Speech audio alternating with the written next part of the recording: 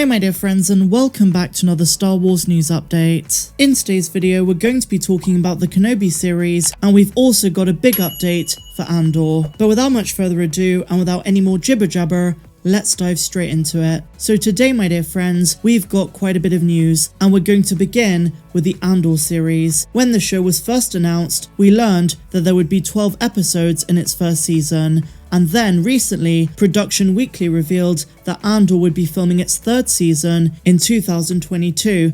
Now, as you would imagine, this puzzled many of us because season 2 hadn't even been announced yet, let alone filmed, and yet they were jumping right to production on a third season when seasons 1 and 2 had not even been released yet. A lot of us thought, well, this just has to be a mistake, but it wasn't. According to a new report from Movies Are Net, Andor's 12 episodes, which were initially going to be one long season, is going to be split into two halves, with 6 episodes releasing this year under the name of Season 1 and the remaining 6 next year as Season 2. And that means that they are going to begin production on a third season this year, as that Production Weekly report suggested. Now, the only reason I can see them doing this is the busy release schedule this year, and it is true, there are not too many gaps in between, so cutting Andor to 6 episodes a season means there's going to be more breathing room between the various Star Wars series. So with Andor Season 1 being just 6 episodes, that means the Bad Batch Season 2 is very likely to be 16 episodes like Season 1 was, and not 8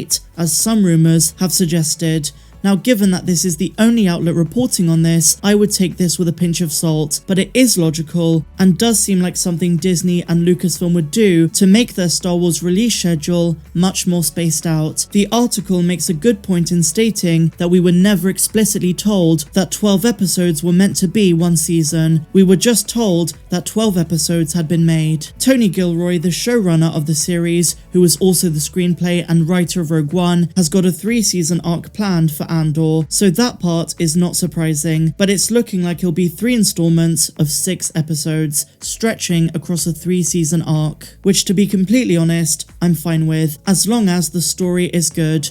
And I've personally heard some amazing things about Andor. You guys probably know this by now, I've mentioned it several times before. I know a couple of people who worked behind the scenes, and one of them was blown away by some of the things they've heard are being put in the show. And keep in mind, given that Lucasfilm is finally giving prequels fans some love with the Bad Batch, Kenobi, flashbacks in the Book of Boba Fett, don't be surprised if elements of the prequel era appear in Andor. It's rumoured that we're going to be taken back to Coruscant, and that could mean a variety of exciting things. I can't wait to break it all down when it comes out. The Beskar age of Star Wars is upon us. So that is the Andor news, and now my dear friends, let's talk about Obi-Wan Kenobi. This is set to be one of the most anticipated TV series of all time, and we could be getting it sooner than expected, because for a long time it was speculated that after the Book of Boba Fett, we would get the Bad Batch Season 2. But now, my dear friends, we've learned that it's probably going to be Kenobi as the next show to release after Boba. We know this because Obi-Wan Kenobi is now featured in the next batch of Disney Plus shows to release, and it's the only Star Wars series among them that's been placed with other early spring releases. Now, this comes as amazing news because it could mean that we're getting back-to-back live-action content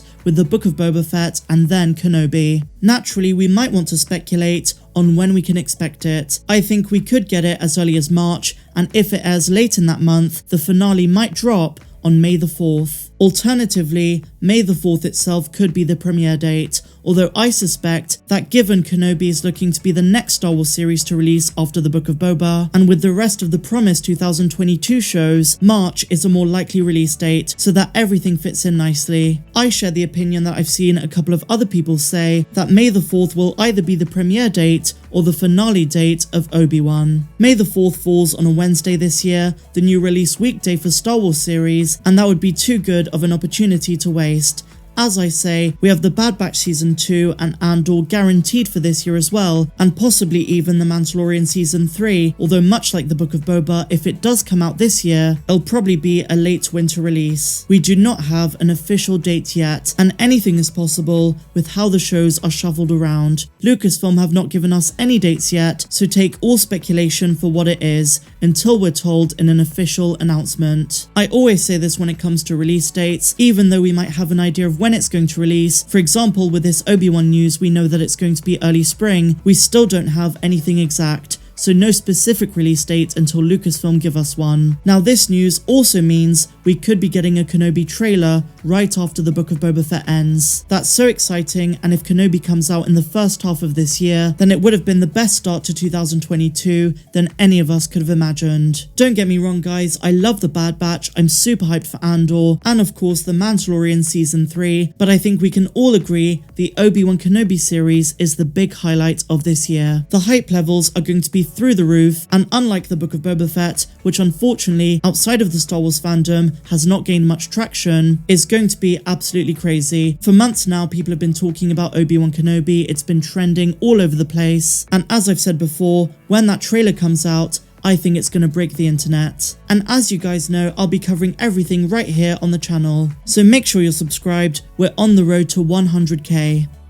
So now my dear friends, I want to share with you some amazing Star Wars art. I came across this last night. It's a little bit obscure, but it is worth talking about, and it imagines Ahsoka being present at the birth of the twins, Luke and Leia, on Polis Massa. Now as we know, Ahsoka was not in the prequel trilogy, but being a fan favourite in the Clone Wars and of course Star Wars Rebels, many fans have been wondering what it would have been like if Ahsoka had been there in episode 3. And since we're talking about Ahsoka again, because she made her live action debut in The Mandalorian and is getting her own spin-off series, she is the talk of the town in the Star Wars fandom, and I want to share with you this art. It's been made in the style of the Mandalorian post-credit sequences, but of course, this is a reimagined scene from Revenge of the Sith. The artist Uzuri Art reimagined a pivotal moment in episode 3, with Ahsoka now not only being present, but standing right over the shoulder of Obi-Wan Kenobi. Watching Padme's despair, Ahsoka adds something a bit more uncanny to this photo. Something I would say is far more emotional, knowing that the children of her former master are being born, and the wife of her former master being in agony as she dies in childbirth. But the ludicrousy of Padme losing the will to live is best left for a different discussion.